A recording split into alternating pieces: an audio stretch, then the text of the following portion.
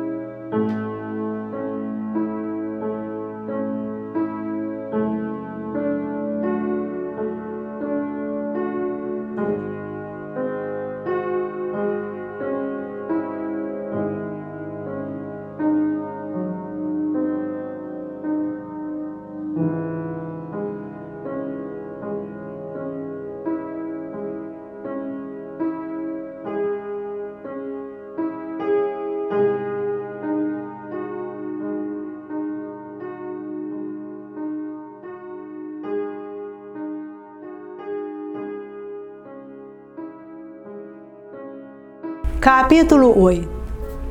Por fim, também fui aos artífices, porque estava persuadido de que, por assim dizer, nada sabia, e ao contrário tenho que dizer que os achei instruídos em muitas e belas coisas. Em verdade, nisso me enganei. Eles de fato sabiam aquilo que eu não sabia, e eram muito mais sábios do que eu. Mas, cidadãos atenienses, parece-me que também os artífices tinham o mesmo defeito dos poetas. Pelo fato de exercitar bem a própria arte, cada um pretendia ser sapientíssimo, também nas outras coisas de maior importância. E esse erro obscurecia o seu saber.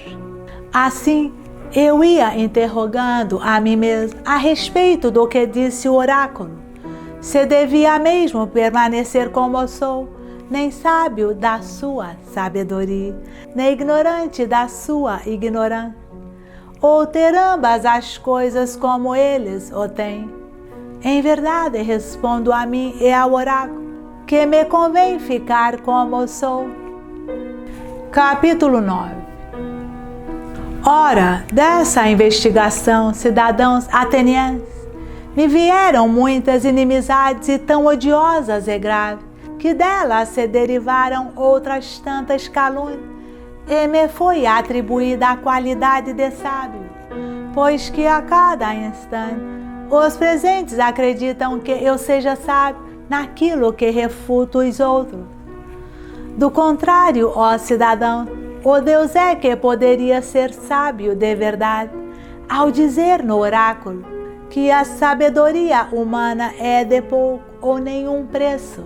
E parece que não tenha querido dizer isso de Sócrates, mas que se tenha servido do meu nome, tomando-me por exemplo como se dissesse: aqueles dentre vós, ó homens, são sapientíssimos, os que, como Sócrates, tenham reconhecido que em realidade não tem nenhum mérito quanto à sabedoria. Por isso ainda agora procuro e investigo segundo a vontade do Deus, se algum dos cidadãos e dos forasteiros me parece sábio. E quando não, indo em auxílio do Deus, demonstro-lhe que não é sábio. E ocupado em tal investigação, não tenho tido tempo de fazer nada de apreciável, nem nos negócios públicos, nem nos privados, mas encontro-me em extrema pobreza por causa do serviço do Deus. Além disso, os jovens ociosos filhos do Chico, seguindo-me espontaneamente, gostam de ouvir-me examinar os homens, e muitas vezes me imitam por sua própria conta, e empreendem examinar os outros, e então encontram grande quantidade daqueles que acreditam saber alguma coisa, mas pouco ou nada sabem. Daí aqueles que são examinados por ele encolerizam-se comigo assim como com ele, e dizem que há um tal Sócrates perfidíssimo que corrompe o jovem. E quando alguém os pergunta o que é que ele faz e ensina, não têm nada o que dizer, pois ignoram, para não parecerem embaraçados. Dizem aquela acusação comum, a qual é movida a todos os filósofos, que ensina as coisas celestes e terrenas, a não acreditar nos deuses e a tornar mais forte a razão mais débil. Sim, porque não querem, ao meu ver, dizer a verdade, isto é, que descobriram a presunção de seu saber, quando não sabem nada. Assim penso, sendo eles ambiciosos e resolutos, e em grande número, e falando de mim concorde persuasivamente, vos encheram os ouvidos caluniando-me, de há muito tempo e com persistência. Entre esses, arremessaram-se contra mim Meleto, Anito e Licon. Meleto pelos poetas, Anito pelos artífices, Licon pelos oradores.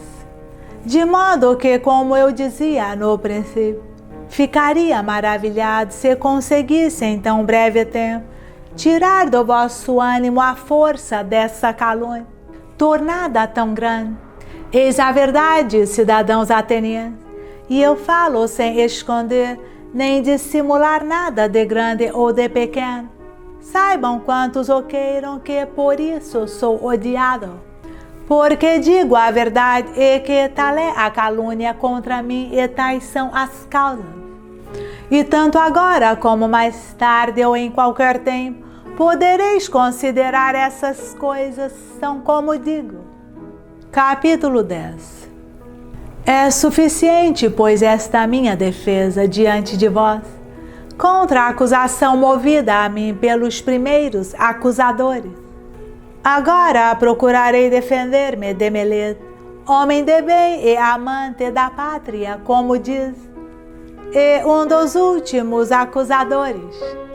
Voltemos, portanto, ao ato de acusação jurado por ele, como por outros acusadores. É mais ou menos assim. Sócrates, diz a acusação, comete crime corrompendo os jovens e não considerando como Deus os deuses que a cidade considera, porém outras divindades novas. Esta é a acusação. Examinemo-la agora em todos os seus vários pontos. Diz primeiro que cometo crime corrompendo os jovens. Ao contrário, eu digo, cidadãos atenienses, Meleto é quem comete crime porque brinca com as coisas graves, conduzindo com facilidade os homens ao tribunal, aparentando ter cuidado e interesse por coisas em que de fato nunca pensou. Procurarei mostrar-vos que é bem assim. Capítulo 11. Agora, dize-me, Meleto, não é verdade que te importa bastante que os jovens se tornem cada vez melhor, tanto quanto possível? Sim, é certo. Vamos, pois, dize-lhes, quem os torna melhores? É claro que tu o deves saber, sendo coisa que te preocupa, tendo de fato encontrado quem os corrompe. Como afirmas uma vez que me trouxeste aqui e me acusas. Continua, fala, e indica-lhes quem os torna melhores. Vê, Meleto, calas, e não sabes o que dizer? E, ao contrário, não te parece vergonhoso e suficiente prova do que justamente eu digo, que nunca pensaste em nada disso? Mas dizes, homem de bem, quem os torna melhores? As leis. Mas não pergunto isso, ótimo homem. Mas qual o homem que sabe em primeiro lugar? Isso exatamente, as leis. Aqueles, Sócrates, os juízes. Como, Meleto? Esses são capazes de educar os jovens e de os tornar melhores? Como não? Todos, ou alguns apenas, outros não. Todos. Muito bem respondido por Hera. Vê quanta abundância de pessoas úteis. Como? Também estes que nos escutam tornam melhores os jovens ou não? Também esses. E os senadores? também os senadores. É assim, Meleto. Não corrompem os jovens, os cidadãos da Assembleia, ou também todos esses os tornam melhores? Também esses. Assim, pois todos os homens, como parece, tornam melhores os jovens, exceto eu. Só eu corrompo os jovens, não é isso? Isso exatamente afirmo de modo conciso. Oh, que grande desgraça descobriste em mim! E responde-me, será assim também para os cavalos? Que aqueles que os tornam melhores são todos os homens e que só um os corrompe? Ou será o contrário? Que um só é capaz de os tornar melhores e bem poucos aqueles que entendem de cavalos?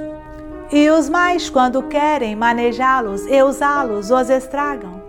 Não é assim, Meleto? Para os cavalos como para todos os animais? Sim, certamente, ainda que tu e Anito neguem ou afirmem.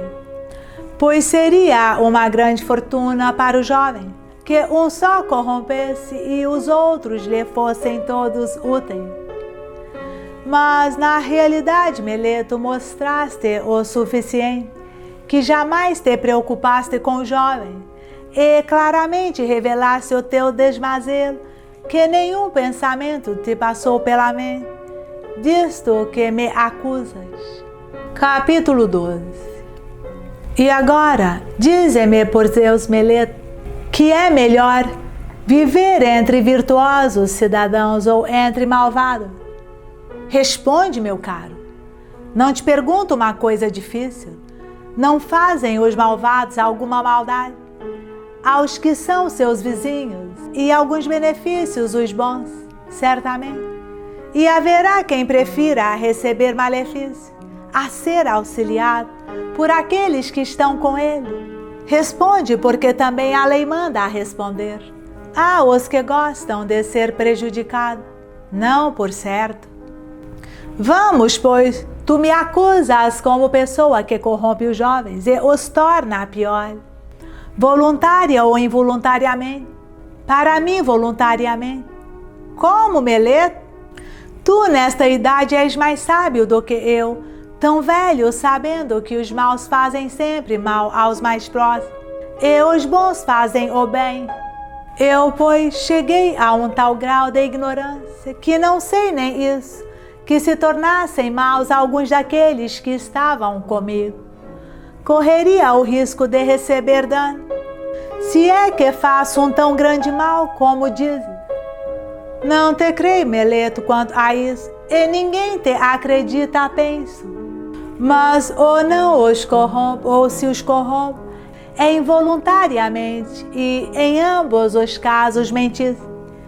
E se os corrompo involuntariamente, não há leis que mandem trazer aqui alguém por tais fatos involuntários, mas há as que mandam conduzi-lo em particular, instruindo-o, advertindo.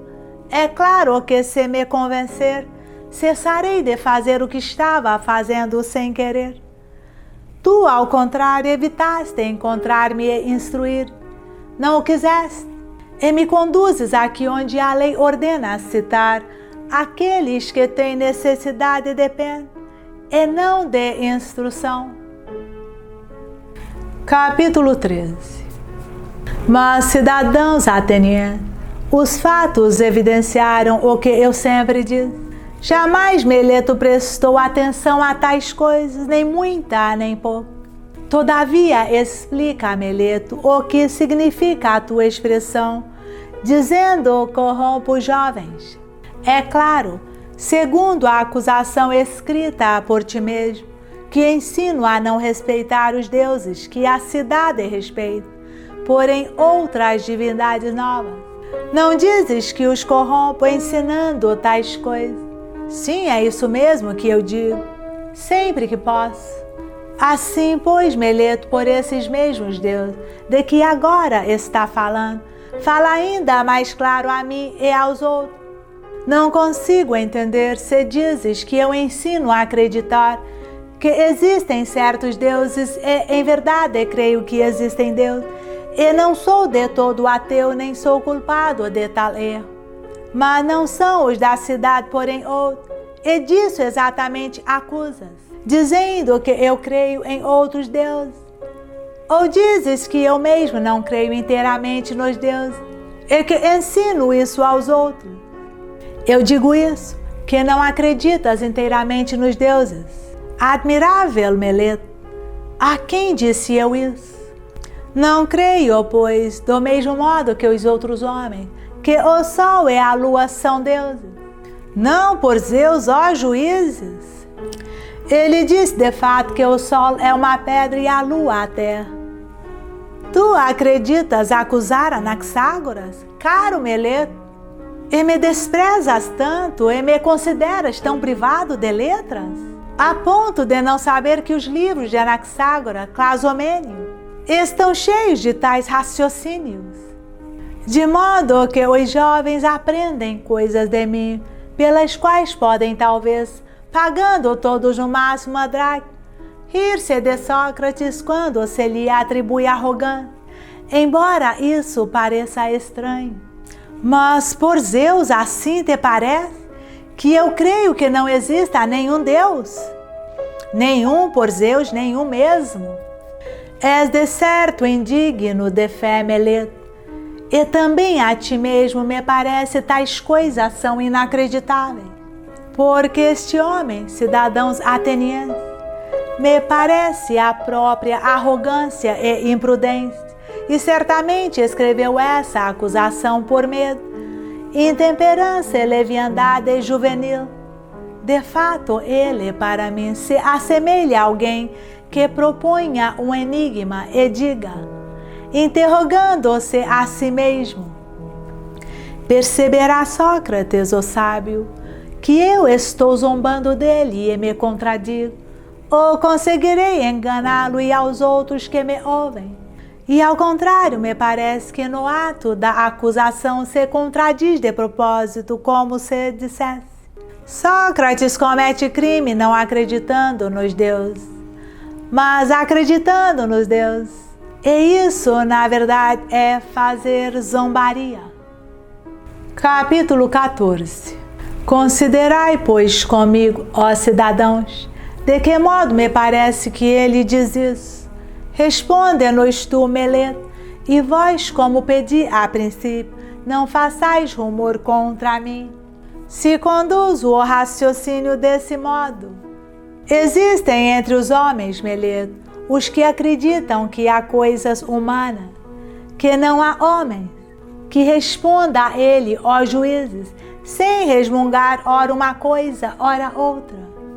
Há os que acreditam que não há cavalos, e coisas que tenham relação com os cavalos, sim. Ou acreditam que não há flautista, e coisas relativas à flauta, sim. Não há? Ótimo, homem, se não queres responder, digo eu aqui a ti e aos outros presentes, mas ao menos responde a isso. Há quem acredite que há coisas demoníacas e demônios, não? Não há. Oh, como estou contente que tenhas respondido de má vontade, constrangido por outros. Tu dizes, pois, que eu creio e ensino coisas demoníacas, sejam novas, sejam velhas. Portanto, segundo o teu raciocínio, eu creio que há coisas demoníacas, e o juraste na tua acusação. Ora, se creio que há coisas demoníacas, certo é absolutamente necessário que eu creia também na existência dos demônios. Não é assim? Assim é. Estou certo de que o admites, porque não respondes. E não temo em apreço os demônios como deuses ou filho de Deus. Sim ou não? Sim, é certo. Se, pois, creio na existência dos demônios, como diz, se os demônios são uma espécie de deuses, isso seria a propor que não acredito nos deuses. E depois que, ao contrário, creio nos deuses, porque ao menos creio na existência dos demônios. Se, por outra parte, os demônios são filhos bastardos dos deuses com as ninfas ou outras mulheres, das quais somente se dizem nascidos, Quem jamais poderia ter a certeza de que são filhos dos deuses, se não existem deuses? Seria de fato do mesmo modo absurdo que alguém acreditasse nas mulas, filhas de cavalos e das jumentas, e acreditassem não existirem cavalos e asnos. Mas, Meleto, tua acusação foi feita para me pôr à prova, ou também por não saber a verdadeira culpa que me pudesses atribuir. Porque, pois, te arriscas a persuadir um homem, mesmo de mente restrita, de que pode a mesma pessoa acreditar na existência das coisas demoníacas e divinas, e de outro lado essa pessoa não admitir demônios, nem deuses, nem heróis. Isso não é possível. Capítulo 15. Em realidade, cidadãos atenienses, para demonstrar que não sou réu, segundo a acusação de Meleto, não me parece ser necessária longa defesa, mas isso basta. Aquilo, pois, que eu dizia no princípio, que há muito ódio contra mim e muito acumulado, bem sabeis que é verdade. E isso é o que me vai perder se eu me perder. E não Meleto ou Anito, mas a calúnia e a insídia do povo. Pela mesma razão se perderam muitos outros homens virtuosos, e outros ainda, creio, serão perdidos. Não há perigo que a série se feche comigo, mas talvez pudesse alguém dizer: não te envergonha, Sócrates, de te aplicardes a tais ocupações, pelas quais agora está arriscado a morrer. A isso porei justo raciocínio, e é o seguinte: não estás falando bem, meu caro, se acreditas que um homem de qualquer utilidade, por menor que seja, deve fazer caso dos riscos de viver ou morrer, e ao contrário só deve considerar uma coisa: quando fizer o que quer que seja, deve considerar se faz coisa justa ou injusta, se está agindo como homem virtuoso ou desonesto. Porquanto, segundo a tua opinião, seriam desprezíveis todos aqueles semideuses que morreram em Troia, e com eles o filho de Tétis, o qual, para não sobreviver à vergonha, desprezou de tal modo o perigo que, desejoso de matar Heitor, não deu ouvido à predição de sua mãe, que era uma deusa, e a qual lhe deve ter dito mais ou menos isso: filho, se vingares a morte de teu amigo Pátroco e matares Heitor, tu mesmo morrerás, porque imediatamente depois de Heitor, o teu destino estará terminado. Ouviu tais palavras, não fez nenhum caso da morte e dos perigos, e temendo muito mais o viver ignóbil e não vingar os amigos, disse: morra eu imediatamente, depois de ter punido o culpado, para que eu não permaneça aqui como objeto de riso, junto das minhas naus recurvas inúteis, fardo da terra. Creis que tenha feito caso dos perigos e da morte? Porque em verdade assim é, cidadãos atenienses, onde quer que alguém tenha colocado, reputando o melhor posto, ou se for ali colocado pelo comandante, tem necessidade, a meu ver, de ir firme ao encontro dos perigos, sem se importar com a morte ou com coisa alguma, a não ser com as torpezas.